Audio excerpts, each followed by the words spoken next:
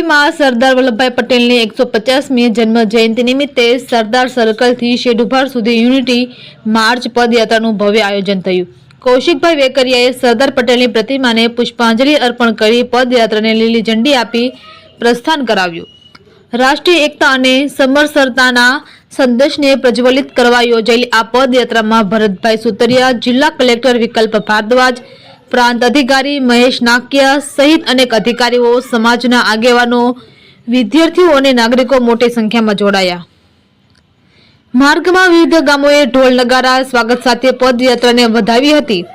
मोटा माचियाळा खाते जनमेदनीए भव्य स्वागत कर्યું, જ્યાં કૌશિકભાઈ વેકરિયાએ પદયાત્રિકોને સંબોધિત કરતા સરદાર પટેલે 562 રજવાડાનું એકીકરણ કરીને અખંડ ભારતનું નિર્માણ કર્યું હતું તે યાદ અપાવ્યું।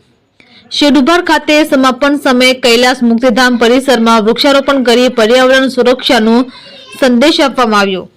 પદયાત્રામાં જિલ્લા તથા તાલુકા પંચાયતના સભ્યો, અધિકારીઓ, વિવિધ સમાજના આગેવાનો અને મોટી સંખ્યામાં નાગરિકોની ઉત્સાહભરી હાજરી જોવા મળી।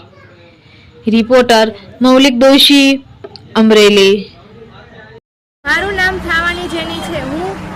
હું ધોરણ 10 માં અભ્યાસ કરું છું અને હું હામાપુર એલકે બાબરિયા હાઈસ્કૂલ હામાપુરમાંથી આવું છું। સરદાર પટેલની જન્મ જયંતિ નિમિત્તનું એકતા યાત્રાનું આયોજન કરવામાં આવેલ છે અને આ યાત્રામાં જોડાઈને હું ધન્ય છું। જય જય સરદાર। બાબરિયા જુલી એલકેબી હામાપુર હાઈસ્કૂલ સરકારશ્રી દ્વારા આયોજિત કરાયેલ એકતા યાત્રામાં જોડાયા બદલ હું ધન્યતા અનુભવું છું। એકતા યાત્રાથી લોકો સુધી સરદારના જીવન કવન વિશે જાગૃતિ લાવી શકાય છે। જય જય સરદાર।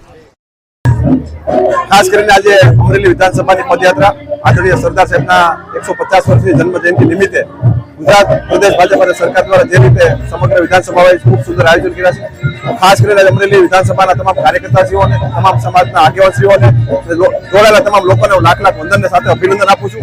મોટી સંખ્યાની અંદર જે જોડાણા છે અને સરદાર સાહેબની જન્મ જયંતિ નિમિત્તે ઉજવણીના ભાગરૂપે આપણે યાત્રાનું આયોજન સુંદર રીતે થયું છે।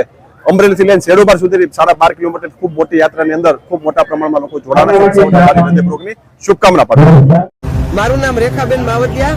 આજે ગુજરાતમાં નહીં પણ સારા ભારતમાં માન્ય શ્રી નરેન્દ્રભાઈ મોદીજીના નેતૃત્વમાં જેણે 565 રજવાડાઓ એકત્ર કર્યા છે એવા માન્ય શ્રી સ્વર્ગસ્થ શ્રી વલ્લભભાઈ સરદાર પટેલની જન્મ જયંતિ નિમિત્તે આજે સારે ગુજરાત, સારે ભારત અને શ્રદ્ધાંજલિ આપી રહ્યું છે। ત્યારે આજે અમરેલીમાં ગૌરવ યાત્રા નીકળી છે, એમાં મોટી સંખ્યામાં લોકો ઉપસ્થિત થયા છે। આજે 150મી જન્મ જયંતિ નિમિત્તે બિરસા મુંડા તેમજ 150માં વંદે માતરમ ગાનનું સંયુક્ત ઉપક્રમે આજે અમરેલીમાં આ આયોજન કરવામાં આવ્યું છે।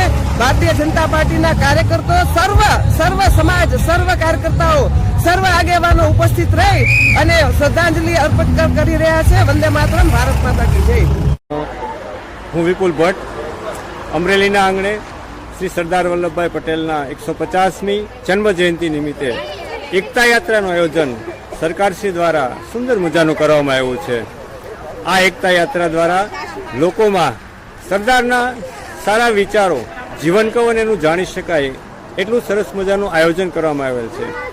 લોકો સરદાર દ્વારા આપણા આ રાષ્ટ્રના ઘડતર માટે જે કાર્યો કરવામાં આવ્યા છે તેમને ઉજાગર કરવાનો એક આ ઉત્તમ અવસર છે।